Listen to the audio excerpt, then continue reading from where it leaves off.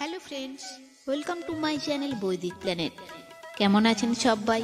আশা করি সবাই খুব ভালো আছেন, সুস্থ আছেন, শান্তিতে আছেন এবং যে যার নিজের জীবন আনন্দে অতিবাহিত করছেন। বন্ধুরা, আমার এই চ্যানেলে সহজ বাংলা ভাষায় বিভিন্ন প্রকার হিন্দু শাস্ত্র যেমন বেদ, উপনিষদ, পুরাণ, রামায়ণ, মহাভারত, গীতা ইত্যাদি বিভিন্ন প্রকার ধর্মগ্রন্থ নিয়ে আলোচনা করা হয়। আপনারা যাঁরাই শাস্ত্রগুলি সম্বন্ধে জানতে ইচ্ছুক কিন্তু পড়ার জন্য সময় পান না, তারা এই চ্যানেলের ভিডিওগুলি দেখতে পারেন। বন্ধুরা, আজকে আপনারা শুনছেন কথাশরিত সাগর সমগ্র থেকে শিব দুর্গার কথোপকথন দ্বিতীয় পর্ব। আপনারা যাঁরা প্রথম পর্বটি শোনেননি তাদের কাছে অনুরোধ করছি আপনারা অবশ্যই প্রথম পর্বটি শুনে নেবেন। ডেসক্রিপশনে প্রথম পর্বের লিঙ্ক দেয়া রইল, তো শুনতে থাকুন। কাত্যায়নকে দেখতে পেয়েই কানভূতি উঠে এসে তাকে প্রণাম করলেন। কিছুক্ষণ বিশ্রাম নিয়ে কাত্যায়ন জিজ্ঞাসা করলেন, তোমার এ দশা কেমন করে হলো?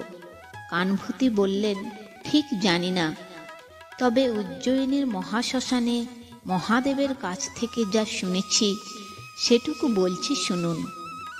শিবকে একবার পার্বতী প্রশ্ন করেছিলেন, আচ্ছা, শ্মশান আর নরকপাল এই দুটির ওপরেই তোমার এত অনুরাগ কেন? উত্তরে শিব বলেছিলেন, অতীতে কল্প শেষে জগৎ জলমগ্ন হলে আমি আমার উরু বিদীর্ণ করে এক বিন্দু রক্ত তার মধ্যে ফেলেছিলাম। সেই রক্তবিন্দু ডিম্বে পরিণত হলো। এক সময় সেই ডিম্ব দ্বিধা বিভক্ত করে এক পুরুষ বেরিয়ে এলেন। তাকে দেখে আমি সৃষ্টির অভিলাষে নির্মাণ করলাম প্রকৃতিকে। এই পুরুষ এবং প্রকৃতি মিলে অপরাপর প্রজাপতিদের সৃষ্টি করলেন। সেই সব প্রজাপতি থেকে জন্ম নিল অনেক প্রজা। তখন সেই আদি পুরুষ অভিহিত হলেন পিতামহ নামে। এই চরাচর বিশ্ব আমার সৃষ্টি, এই মনে করে তিনি অহংকারী হলে আমি ক্রুদ্ধ হয়ে তার মস্তক ছিন্ন করি। পরে অনুতপ্ত হয়ে আমি মহাব্রত গ্রহণ করেছিলাম। আমার হাতের নরকপাল আর শ্মশানবাসেই সেই ব্রত পালন। তাছাড়া পার্বতী জানবে সেই অন্ত হলো আকাশ আর নরকপাল হলো এই পৃথিবী। আমি এই জগৎকে সব সময় নিজের হাতেই ধারণ করে আছি। শিব এই কথা বলার পর আর কি বলেন তা শোনার বাসনায় যখন সেখানে আছি, তখন পার্বতী স্বামীকে জিজ্ঞাসা করলেন, প্রভু, আর কতদিন পর অভিশপ্ত পুষ্পদন্ত আমার কাছে ফিরে আসবে? তখন মহেশ্বর আমাকে দেখিয়ে উমাকে বললেন, ওই যে নরপিশাচকে দেখছ, ও ছিল যক্ষ এবং ধনপতি কুবেরের অনুচর। দুর্ভাগ্যবশে ওর এক রাক্ষস বন্ধু ছিল, নাম স্থূলশিরা। এই মিত্রতার কারণে কুবের ক্রুদ্ধ হয়ে ওকে বৃন্দারণ্যে পিশাচ হয়ে থাকার জন্য অভিশাপ করেছিলেন। ওর ভাই দীর্ঘজঙ্ঘ কুবেরের চরণে পড়ে আকুল স্বরে জানতে চেয়েছিলেন এর শাপান্ত কবে হবে। কুবের তখন বলেছিলেন, প্রথমে পুষ্পদন্ত পার্বতীর অভিশাপে মর্তে বাস করছে। তার কাছ থেকে তোমার ভাই যখন মহা কথা শুনে তা আবার শাপগ্রস্ত মর্তবাসী মাল্যবানের কাছে প্রকাশ করবে, তখন এই যক্ষ সুপ্রতীক আর সেই দুই গণ অভিশাপ মুক্ত হবে। পার্বতী, তুমিও পুষ্পদন্তের বিষয়ে এই কথাই বলেছিলে, মনে করে দেখো। শুনে আমি মহানন্দে এখানে চলে এসে দিন গুনছি। কানভূতির মুখে এইসব কথা শোনার পরই বড় রুচির মনে পূর্বজন্মের স্মৃতি সুস্পষ্ট হয়ে উঠল।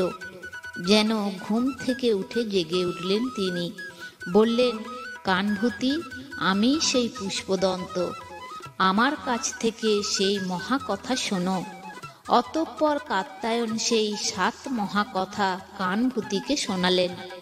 শুনতে শুনতে কানভূতির শরীর থেকে পিশাচত্বের অভিশাপ দূর হতে থাকলো। তার অন্তর প্রফুল্ল হয়ে উঠতে লাগলো।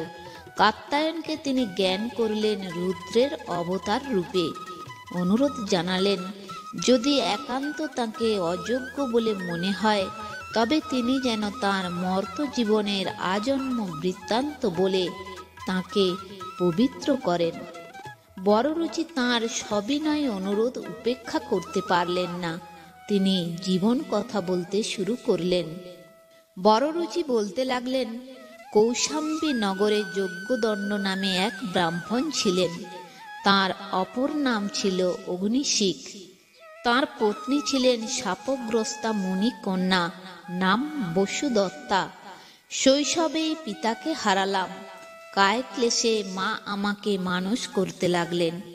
এই সময় একদিন দুই ব্রাহ্মণ এলেন আমাদের বাড়িতে। দেখে মনে হলো বহু দূর থেকে আসছেন তাঁরা, শ্রান্ত ক্লান্ত। বাড়িতে অতিথি, আমার মা তৎপর হয়ে উঠলেন।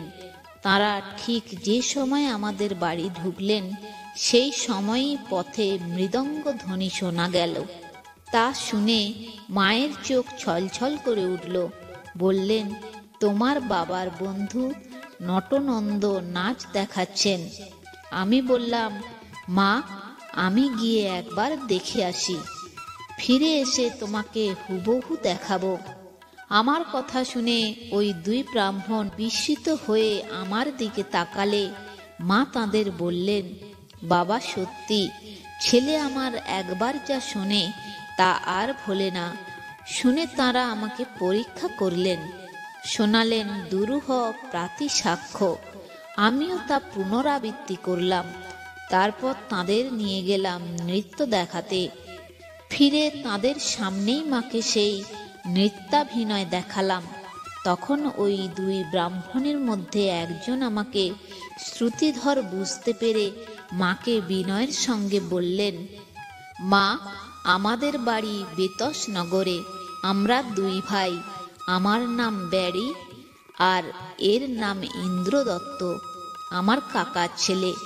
আমার জন্মের পরই বাবা দেবস্বামী দেহ রাখলেন। শোকে কাকা করমভক মারা গেলেন। আমার মা এবং কাকিমাও শোক সহ্য করতে না পেরে কিছুদিনের মধ্যেই অন্তিম যাত্রা করলেন। সব থাকতেও আমরা অনাথ হলাম। আমাদের মনে একসময় বিদ্যা অর্জনের আকাঙ্ক্ষা জাগল। আমরা কুমার কার্তিকের আরাধনা করতে লাগলাম। আমাদের তপস্যায় তুষ্ট হয়ে তিনি স্বপ্নে আদেশ দিলেন পাটলিপুত্রে যেতে, রাজা নন্দের রাজধানী। সেখানে বর্ষ নামে এক ব্রাহ্মণ আছেন। তার কাছ থেকে আমরা সর্ববিদ্যা লাভ করতে পারব। আমরা সেই মতো পাটলিপুত্রে গেলাম। পণ্ডিত বর্ষের বাড়ি খোঁজ করতে তারা বললে, হ্যাঁ, এখানে বর্ষ নামে একজন মূর্খ ব্রাহ্মণ আছে। বাড়িটা তারা দেখিয়ে দিলে। গেলাম সেখানে।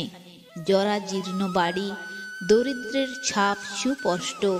দেখলাম বাড়ির ভিতর বর্ষ বসে আছেন ধ্যানমগ্ন। তার পত্নী আমাদের দেখে তার কাছে নিয়ে গিয়ে বসালেন। শত দরিদ্রের মধ্যেও যেন সাক্ষাৎ করুণা।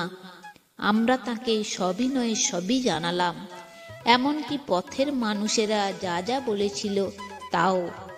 সব শুনে তিনি বললেন, সে অতীব লজ্জার কথা, তবু তোমরা আমার ছেলের মতো, তোমাদের কাছে তা বলতে আমার সংকোচ নেই। এই বলে তিনি এই কাহিনীটি শোনালেন।